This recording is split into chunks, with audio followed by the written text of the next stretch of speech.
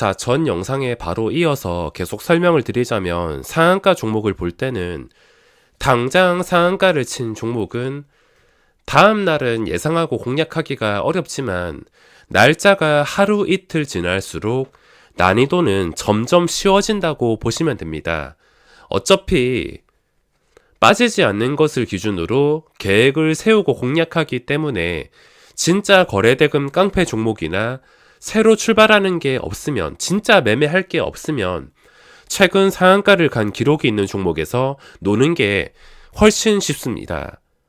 퍼스텍이나 아진에스텍은 상한가를 간 날이기 때문에 그 다음 날에 빠지지 않을지 빠져버릴지 그거를 알 수가 없다는 겁니다. 이미 결과가 나온 한네트나 위더스 제약 초반에 바로 들어가는 게 아니라 시작하고 나서 여유 있게 30분 지났는데도 일정 수준 이상 빠지지 않는다면, 일정 수준 이상 빠지지 않는다는 게 무엇이냐면 비트나인을 한번 예로 들어보겠습니다. 정말 좋은 자리였는데 저는 첫 출발이 아니라 판단해서 함부로 들어가지는 못하고 단타만 쳤지만, 만약에 이 종목이 차트가 원래부터 이렇게 형성되어 있고 여기서 처음 양봉이 나왔다면은 묻지도 따지지도 않고 그냥 들어갔을 텐데, 어쨌든 간에 여기서 27%, 그 다음에 상한가, 두 번째 출발입니다.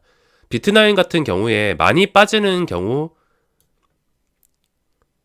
자, 저번에 보시면은 장 시작하고 나서 30분 제가 강조하는 이유가 주가가 심하게 빠지는지를 관찰해야 됩니다. 상한가 간 종목 중에서 심하게 빠지는 기준은 한 5%, 7% 넘으면 확실하고, 최소 5% 이상 빠지게 된다면, 5% 이상 빠진 상태에서도 제대로 반등이 나오지 않는다면 그건 하루 종일 계단식 하락이 나오거나 심하게 빠져서 다시는 반등하기 어렵다는 뜻이 될 수가 있습니다. 그래서 시작하고 나서 여유 있게 30분에서 1시간, 길게는 2시간이 될 수도 있습니다. 최소 30분은 지켜보면서 주가가 방어력이 뛰어난지 체크하고, 혹시나 방어력 뛰어나서 들어갔는데도 계속 시간이 지났는데 계속 저점을 깨버리면서 떨어질 것 같다면 그때는 손절을 해야 됩니다. 근데 최근에 상한가 간 종목이 하락폭이 크지 않다면은 결국에 상승밖에 없으며, 실패할 경우에는 저 같은 경우에 본전 손절해서 많게는 3% 이내에서 끊어내긴 하지만, 만약에 이런 종목에서 성공시킬 경우에는 빠르면은 장중에 갑작스럽게 수직으로 급등하던가, 아니면 시간의 거래에서 갑자기 5% 이상 또는 상한가를 간다던가, 아니면 그 다음 날에 뜬금없이 수직으로 장대 양봉이 나온다던가, 그런 상황을 맞을 수가 있습니다. 본전에서 3% 정도 내어주고 성공시킬 때는 10%를 아무렇지 않게 가져갈 수가 있습니다. 운이 나쁘면은 한 5%, 운이 진짜 좋으면은 20% 이상도 가져갈 수가 있습니다. 그래서 퍼스텍이나 아진에스텍 상한가 간 그 다음 날에는 난이도가 높아서 대응할 수 있는 방법이 뛰어나야지 당장 공략을 할 텐데, 대응이 좀 어렵다면은 쉬어간 종목 위주로 빠지지 않는 상황에서 공략하는 게 맞습니다. 그리고 조금 더 쉬운 것은 이틀 뒤, 이틀 전에 상한가 간 종목들 정말 많습니다. 정치 테마주에도 속해 있지만 써니전자, 이거는 변수가 있습니다.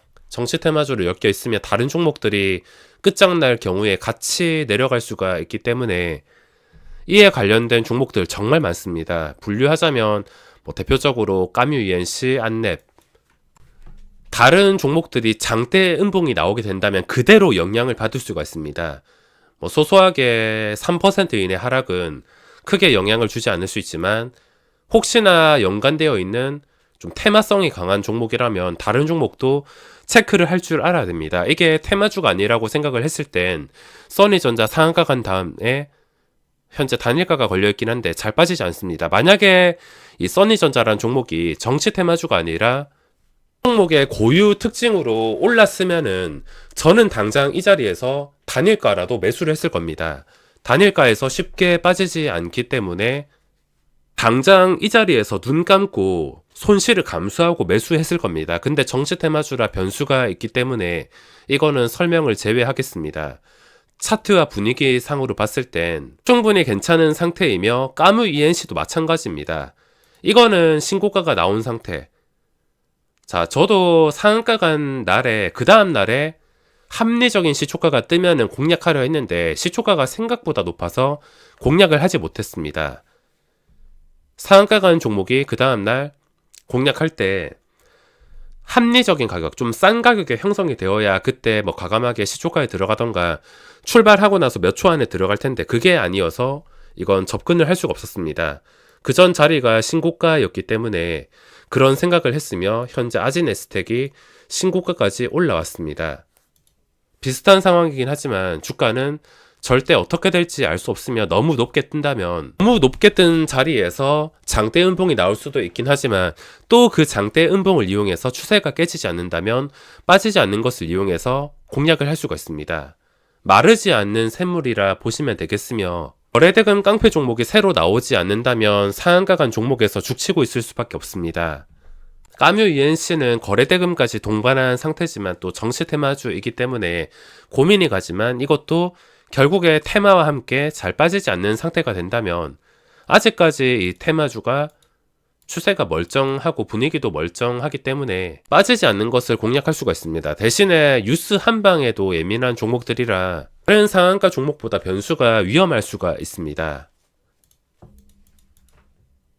자, RF세미 같은 경우에 까뮤 ENC도 그렇긴 하지만 상한가 간 다음 날에 상한가 이 정도면은 그냥 억지로 분류할 필요는 없습니다. 까뮤 ENC를 분류한 이유는 거래대금까지 살아있고 이 전체 테마가 살아있기 때문에 분류를 했지만 RF세미는 거래대금은 부족한 상태에서 연속 상한가를 갔기 때문에 뭐 여기서 추가 상승 가능성이 있다 하더라도 억지로 분류하지 않습니다. 한 번, 두 번이 저는 쉽게 활용할 수 있는 최고치라 생각하기 때문에 한 번, 두 번 지났으면 분류할 필요 없으며 로스엘 뭐 이런 거는 아예 분류할 필요가 없습니다. 그리고 오픈 베이스. 자, 이것도 정치 테마주인데 이 세 개 종목이 각각 정치 테마주가 아니고 일반 종목이라고 쳤을 때 현재 전부 다 상태는 괜찮은 편이라 이것도 빠지지 않는 것을 이용해서 들어갈 수가 있습니다. 하지만 정시 테마주란 변수가 있기 때문에 따로 설명을 드리진 않겠습니다. 자, 유틸렉스 같은 경우에는 첫 상한가 반 근처까지 심하게 장대 음봉이 나왔는데 이런 장대 음봉이 심한 종목은 그냥 둘 중에 한 개입니다. 완전히 끝이 나거나 위아래 계속 어지럽게 반복하면서 결국에 장대 양봉이 나오던가 크게 먹거나 크게 일거나 변동성이 커지면 커질수록 내 계좌가 상처 입을 확률이 높아집니다. 그래서 위아래로 너무 심하게 움직이는 종목들은 제외를 해주는 게 맞습니다. 그리고 연속 상한가 휴맥스 홀딩스랑 TS 티렐리온도 제외. 그리고 그 전에도 보시면은 이때 비트나인이 있습니다. 비트나인 보시면 최근에 좀 심할 정도로 빠지긴 했지만 10%, 5% 이것도 둘 중 한 개라 보시면 됩니다. 투자 경고 상태이기 때문에 그럴 수 있다 생각하는데 아직까지는 완전히는 죽지 않았습니다. 눈대중으로 봤을 때 양봉의 반 그리고 갑작스럽게 상한가를 만들 만큼 주포가 강력한 종목이기 때문에 시간이 지나는데도 주가가 이상하게 이 근처를 이탈하지 않는다면 그 전에 고점이 21,000원인데 21,000원보다 먼저 봐야 될 게 양봉의 반, 한 이 정도 자리라 하더라도 나쁘지 않은 자리입니다. 현재 19,000원대. 시간이 지났는데도 잘 빠지지 않는다면 결국에 상승밖에 없습니다.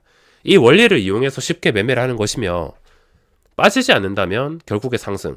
근데 여기서 더 심하게 빠져서 이렇게까지 내려간다. 그때는 장대 양봉이 나와서 다시 이 자리를 살리는 게 아닌 이상 손을 댈 수가 없습니다. 빠지지 않는다는 것은 계속 지켜보면은 쉽게 이해할 수가 있으며 미끼를 던지고 물 때까지 기다리면 됩니다. 어차피 빠지지 않으면 상승. 그리고 로봇 관련된 것들이 많은데 위에 대장이 만약에 장대 음봉이 나온다면 다른 종목도 당연히 직격탄으로 영향을 받습니다. 그래서 억지로 많이 분류할 필요는 없으며 이 상한가 종목을 체크하실 때는 여유 있게 당일이랑 그리고 3거래일 전까지 체크를 해보시는 게 좋을 것입니다. 3거래일도 귀찮다면 하루 전, 이틀 전까지는 꼭 체크를 한다면 마음에 들거나 머릿속에 그려지는 종목들이 충분히 나올 것입니다. 진짜 매매할 종목이 없다면 상한가 종목에서 놀 수밖에 없으며 거래대금 깡패 종목이 나올 때까지는 저도 빠지지 않는다는 것을 이용해서 매매를 할 생각입니다. 실패하더라도 계획적인 매매를 해야 되는 게 계획적인 매매는 내가 끊임없이 계속 고칠 수가 있으며 한 곳만 끝까지 파게 될 경우에 분명히 그렇지 않은 사람보다 유리한 점이 있을 것입니다. 대신에 이전 영상에서 말씀을 드린 희망사항 가지고만 매매하거나 당장 순간적인 충동으로 매매하는 것은 절대 하지 마시기 바랍니다. 그리고 어떤 종목을 보고 있다가 장중에 빠지지 않는 것을 보고서 들어갈까 말까 고민을 했는데 고민하는 순간에 갑자기 장대 양봉이 나와서 저기까지 올라간다. 그러면은 놓아줘야 됩니다.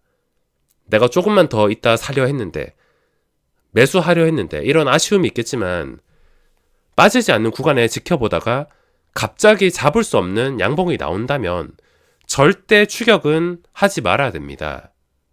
추격 매수와 충동적인 매수만 하지 않는다면 충분히 매력 있기 때문에 아마 다른 종목 다 필요 없이 최근에 상한가 간 종목이 추세가 완전히 끝날 때까지 발라먹는 그런 매매를 하시는 분들도 분명히 시장에서 많이 계실 거라 보고 있습니다.